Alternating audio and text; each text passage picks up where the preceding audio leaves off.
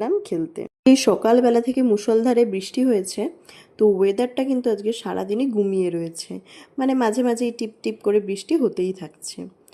তো পাপাকে একটু এনজয়মেন্ট দেওয়ার জন্য আর মুডটাকে একটু ঠিক করার জন্য, কারণ ওকে এরপরেই লাঞ্চ করাবো, তো সেই জন্য একটুখানি ওর সাথে আমি খেলে নিলাম, এতে ওরও মুডটা একটু রিফ্রেশ হয়। আর তারপরে ওকে নিয়ে গেলাম একটু ঠাকুর ঘরে ঠাকুর প্রণাম দেওয়াতে, কারণ সকালবেলা ঠাকুরমশাই পুজো দিয়ে গেছে।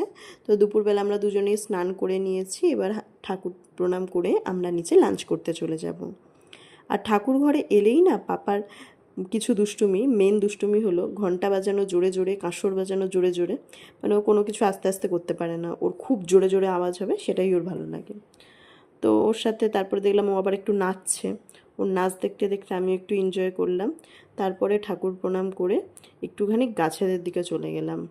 এই দেখো, এই অ্যালোভেরা গাছটা দেখছো? এই অ্যালোভেরা গাছটা না আমার বাপের বাড়িতে পুরো মোটা মোটা পাতা নিয়ে মানে বেশ একদম জাঁকিয়ে উঠেছিল, তো সেখান থেকেই মা মানে একদিক থেকে তুলে দিয়েছিল। কত মোটা দেখেছো ওর পাতাগুলো। তারপরে বললাম না আজকে খিচুড়ি আর আলুর দম হয়েছে, সেই জন্য খিচুড়ি আর আলুর দমের সঙ্গে যেটা মাস্ট সেটা হলো পাঁপড় ভাজা, আর সেটা গরম গরমই ভালো লাগে। সুমন্ত খেয়ে অনেকক্ষণ আগে বেরিয়ে গেছে, তো আমি আর পাপা তারপরে চটপট লাঞ্চ সেরে নিলাম। আমাদের খিচুড়িটা একটু ঝালঝাল করে করেছিলাম বলে ওটা আলাদা করেছিলাম আজকে।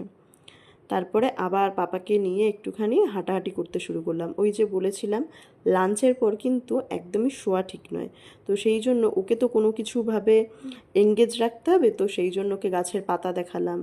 অ্যাকচুয়ালি যারা ভীষণ হাইপার বাচ্চা হয় না, তাদের সবসময় কোনো না কোনো কাজে এঙ্গেজ রাখতে হয়, তা না হলেই ওরা দুষ্টুমিটা একটু বেশিই করে। তো সেই জন্যই এটা ওটা নয় সেটা, এইসব কাজে ওকে আমি একটু এঙ্গেজ রাখারই চেষ্টা করি। এতে বাচ্চাদের ব্রেন ডেভেলপমেন্টও ভালো হয়, আর বাচ্চারাও কোনো কিছু নিয়ে ভীষণ পরিমাণে অ্যাক্টিভ থাকে। আর যদি আমরা ওদের সাথে একটুখানি বেশি সময় দিই বা বেশি একটু ওদের সাথে খেলা করি, তাহলে কিন্তু ওরাও অতটা দুষ্টুমি করতে পারে না, কারণ সবসময় তো চোখের সামনে থাকছে।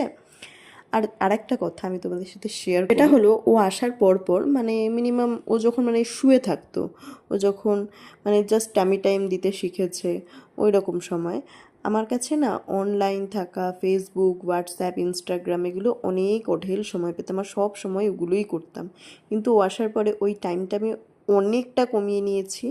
ঠিক আছে, মানে জাস্ট কল রিসিভিং আর আমার ভিডিও এডিটিং আর ভিডিও শ্যুট করা ছাড়া, অ্যাকচুয়ালি এগুলো আমি প্যাশনে করি, আমার করতে ভালো লাগে তাই করি। আমার হাতে যখনই ফোন থাকে ও কিন্তু তখনই ফোন দেখার জন্য দৌড়ে চলে আসে, তো সেই জন্য আমাকেও একটুখানি ম্যানেজ করে নিতে হয়। একটু ফোন কম দেখো দেখো, তোমাদের বাচ্চারাও কিন্তু ফোনের প্রতি অ্যাডিকশনটা একটু কমে যাবে।